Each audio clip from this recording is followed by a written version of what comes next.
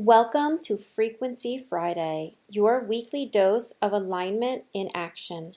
Every Friday, I'll be sharing real-life evidence of how raising your frequency and living in alignment opens the doors for synchronicities, abundance, and those magical, of course that happened moments. Let these stories remind you that when you shift your energy, life shifts with you. Before I dive into today's story, one that still makes me say, wow, I want to invite you into a powerful creative experience that's all about alignment, embodiment, and calling in what's next for you. My vision board workshop is back, and this time you can join me in two beautiful ways. Virtually on Saturday, November 2nd, from the comfort of your own sacred space, or in person on Saturday, November 8th at Holistic Healing at Beck Wellness Center in Toms River, New Jersey. This isn't just about cutting and pasting pictures. It's an energetic recalibration. Together, we'll anchor your intentions into your vibration and design a vision that reflects the highest version of your life. And for those ready to take it even deeper, my 5-week The Vision Board activation begins Friday, November 15th over Zoom.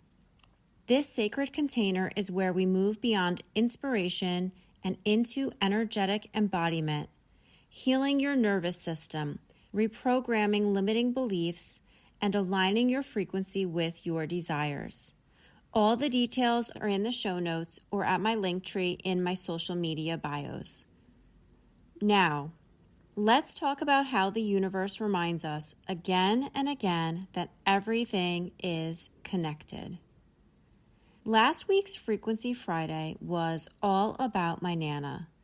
When I was taking a picture of her bracelet to share on my Instagram page to promote that episode, I got curious about what the symbols on it actually meant.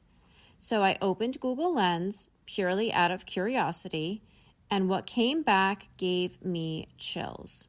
It awakened an inner knowing that took me on a fun aha moment trip down a very big rabbit hole. The symbols were Native American, connected specifically to the Hopi tribe. I recognized the name of this tribe, but honestly didn't know much about them. What is interesting is I have always been curious about Native American culture, history, and the deep symbolism they honor. Additionally, I have never shared this with anyone, but you can ask my family, it's true. I randomly break out into chants. I wonder if this is the reason behind that random action. So when I discovered that the bracelet was Hopi in origin, something inside me instantly became intrigued. Of course, I had to know more, and my research led me to Arizona, where the Hopi people have lived for centuries. The search I completed on Google stated, the Hopi people hold a strong belief that the physical and spiritual worlds are intricately linked.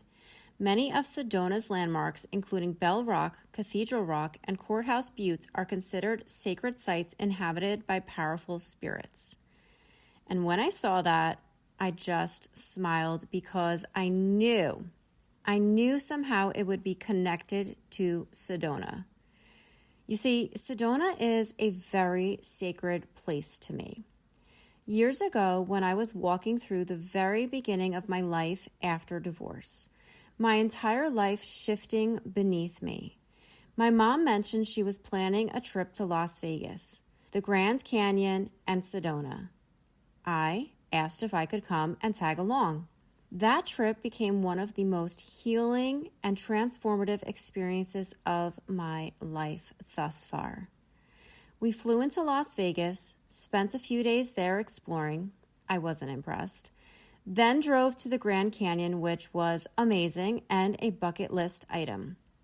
The stars at night, by the way, oh my gosh. There's almost no light pollution, so the sky looked infinite, abundantly filled with stars. It truly was so amazing. And then Sedona. To me, Sedona topped the Grand Canyon. The land has a pulse, You can feel the energy there, especially around the vortexes. My mom and I visited many spots, including Cathedral Rock, which was stunning, and all 4 vortexes. However, we only climbed one, Bell Rock. It seemed to have a magnetic pull for both of us. When I read that, I had goosebumps. And the synchronicity didn't stop there, because just about a week before, I had posted 2 photos. I specifically went back into my Arizona album and pulled the 2 photos from Bell Rock.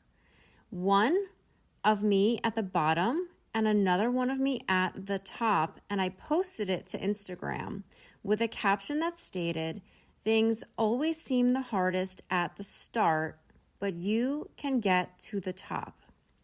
So to realize that the symbols on my Nana's bracelet, which I hadn't worn in a while and had felt inspired to wear, were connected to the same sacred land I stood on during one of my biggest life's pivots.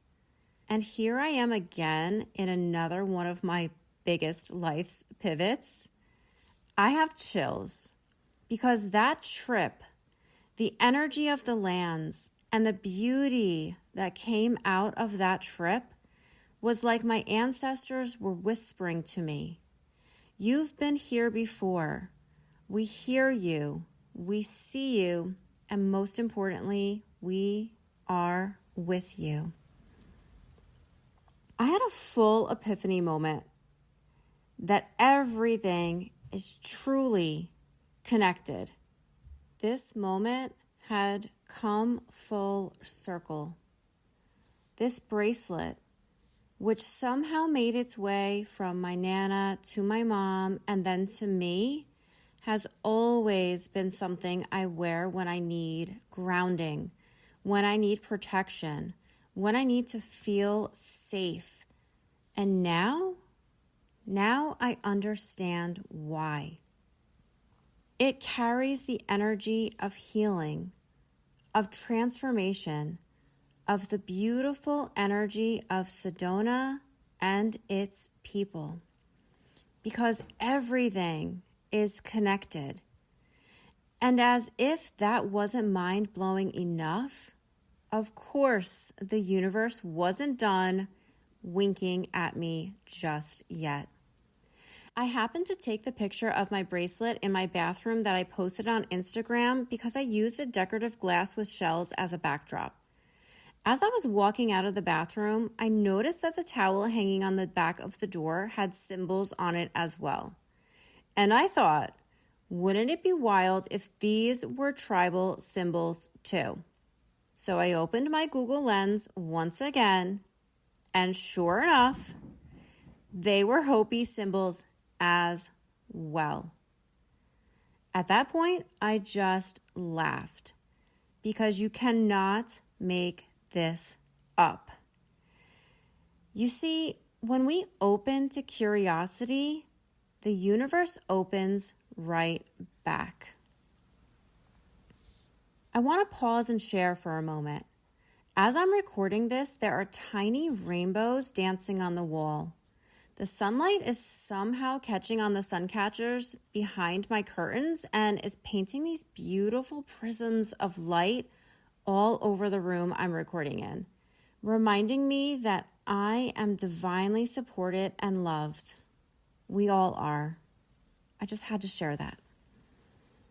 That brings me to another small but powerful moment of evidence that I want to share with you. I'm currently working with a coach, Jennifer Liss, who's teaching me to feel safe to sell, which for me has pushed me to the edge of growth. She asked us students to choose a word of the week that we want to have sales conversations from. I thought about it and I decided on the word joy. I want to work from a place of joy. So this was Wednesday morning when I decided this word of the week. I shared my word of the week into my Voxer chat as I was getting ready for the day. About 15 minutes later, My husband and two of our kids were headed to the dentist. My husband wasn't feeling amazing, so he took a day off to recoup from a cold he's been battling. He offered to come along with me and bring the kids to the dentist for their 6-month checkup and cleanings. We hadn't even left my community yet when he turned to me and said something that made me stop in my tracks. He said, "It's my job to bring joy to your life." I immediately smiled and laughed out loud because it was the universe again, mirroring back the frequency I had just claimed. The extra layer of irony is that I wasn't sure if I wanted joy to be my word, but I went with it. I almost texted the group and changed my word to ease, but then I didn't. So when this happened, less than 15 minutes later, it was evidence I had made the right choice in my word selection. I had honored my truth. That's how energy works. That's manifestation. That's alignment. When you declare your truth, the universe responds. It shows you evidence. When you speak your intention, life rearranges itself to meet your vibration.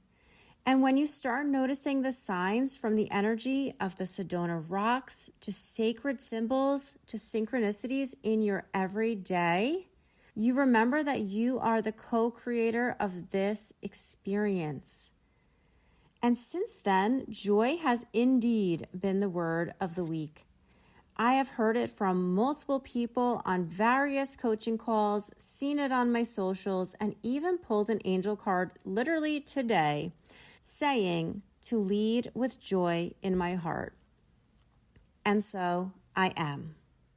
I am leading with joy in my heart and in my words. So this is my joyful invitation for you today. If you've been feeling that same pull toward alignment, clarity, or purpose, if your soul's been whispering that there's something more waiting for you, come join me in this next expansion. Join me for one of my vision board workshops.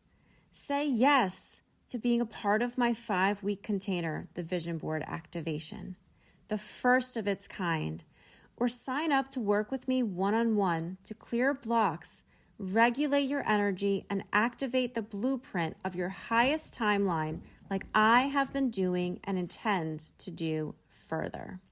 All the links are in the show notes or at my link tree in my social media bios. And if you're not already subscribed to my weekly newsletter, I'd love to have you there. It's your weekly dose of inspiration, practical magic, and all the latest updates from my world to yours. As always, I want to thank you so much for tuning in and for being a part of this frequency with me. If you can think of one person who you know would love to listen to this episode, share it with them.